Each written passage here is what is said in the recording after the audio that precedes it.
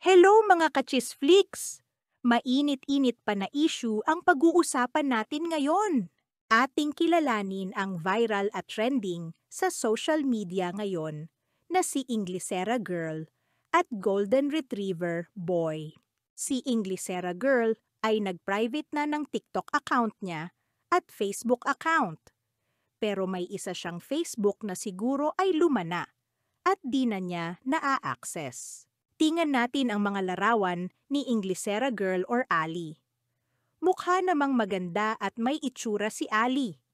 Nakapagtapos at nakapag-aral din sa ayos na unibersidad. Talaga lang siguro na nabash siya dahil lang sa simpleng pagbitaw ng Inglesera ako. Na madami namang tao ang umalma at nagalit. Magaling din siyang sumayaw at mukhang dancer siya dati sa school nila.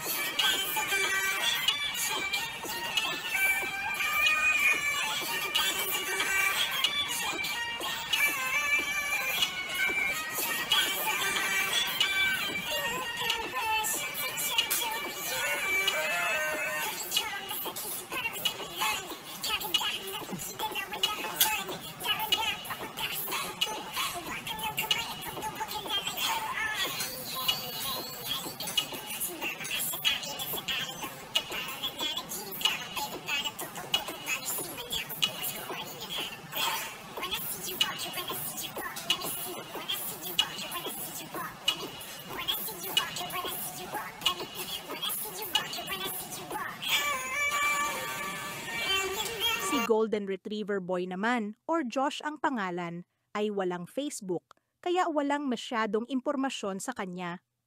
Ang nakita lang namin ng aming team ay ang Instagram post niya. Nag-post ito na, "Don't send hate messages," na mukhang sobra na siyang nababash. Nawawalan na din siya ng self-confidence dahil dito. Eto nga ang mga hate messages na nare-receive niya mula sa kung sino-sino.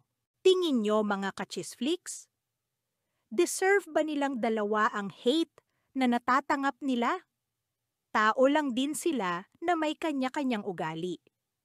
Dapat din naman tayong di masyadong judger at maging mabait sa kapwa.